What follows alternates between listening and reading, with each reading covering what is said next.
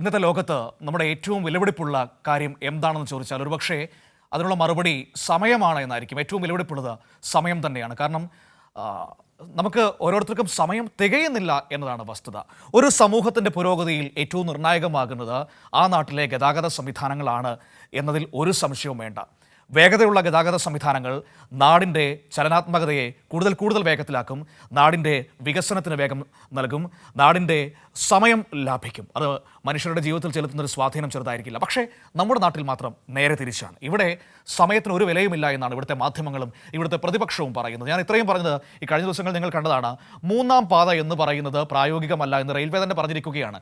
അത്യാവശ്യം അരിഭക്ഷണം കഴിക്കുന്ന മനുഷ്യരൊക്കെ നേരത്തെ പറഞ്ഞതാണ് മൂന്നാം പാത കേരളത്തിൽ നടപ്പില്ല. ഒന്ന് നമ്മുടെ ഒരു പോപ്പുലേഷൻ നിങ്ങൾക്കറിയാമല്ലോ, അതിൻ്റെ ഡെൻസിറ്റി വളരെ കൂടുതലാണ്. ഒരുപാട് സ്ഥലം ഏറ്റെടുക്കേണ്ടി വരും, ഒരുപാട് വസ്തുവകകൾ പൊളിക്കേണ്ടി വരും. അതുകൊണ്ട് തന്നെ മൂന്നാം പാത ചിലവേറിയതാണ്, അത് നടക്കില്ല എന്ന് സംസ്ഥാന സർക്കാരിനോട് ബന്ധപ്പെട്ട് നിൽക്കുന്നവരും പലവട്ടം പറഞ്ഞതാണ്. പക്ഷേ അത് മനസ്സിലാക്കാതെ പോയത് കേരളത്തിലെ മാധ്യമങ്ങളും കേരളത്തിലെ പ്രതിപക്ഷവും മാത്രമായിരുന്നു. റെയിൽവേ പറഞ്ഞതോടുകൂടി അത് ഏകദേശ ധാരണയായിരിക്കുന്നു.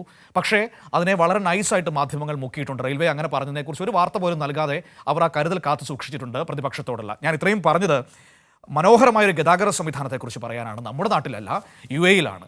എത്തിഹാദ് റെയിൽ സർവീസിൻ്റെ പാസഞ്ചർ സർവീസ് അടുത്ത വർഷം ആരംഭിക്കുകയാണ്. അവിടെയൊക്കെ മനുഷ്യരുടെ സമയത്തിന് വിലയുണ്ട്. അവിടുത്തെ ഭരണപക്ഷവും പ്രതിപക്ഷവും ഒക്കെ ആ വിഷയത്തിൽ ഒരുമിച്ച് നിൽക്കുകയും ചെയ്യും. ഇവിടെ അങ്ങനെയല്ലല്ലോ. പാസഞ്ചർ സർവീസ് യാഥാർത്ഥ്യമാകുന്നതോടെ UAE-യിലെ വിവിധ എമിറേറ്റുകൾ തമ്മിലുള്ള യാത്രാസമയം പകുതിയാകും. അതാണ് സമയം പകുതി മാത്രം മതി ഇപ്പോഴുള്ളതിൻ്റെ. അതാണ് ഞാൻ നേരത്തെ പറഞ്ഞത്, സമയമാണ് ഏറ്റവും വില പിടിച്ചതെന്ന്. നോക്കാം എമിറേറ്റ് ട്രെയിൻ സർവീസിനെ കുറിച്ച്. UAE-യുടെ സ്വപ്ന പദ്ധതിയായ ഇത്തിഹാദ് റെയിലിന്റെ യാത്രാ സേവനങ്ങൾ 2026 ആരംഭിക്കുമെന്ന് അധികൃതർ അറിയിച്ചു.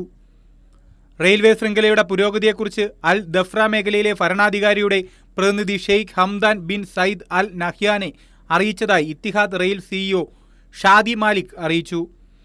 സൗദി അറേബ്യൻ അതിർത്തിയിൽ നിന്ന് ഫുജൈറ വരെ പോകുന്ന ഇത്തിഹാദ് റെയിൽ ലൈന് 900 കിലോമീറ്റർ ദൈർഘ്യമുണ്ട്. രാജ്യത്തെ പ്രധാന 11 നഗരങ്ങളെ കോർത്തിണക്കിയാവും റെയിൽ.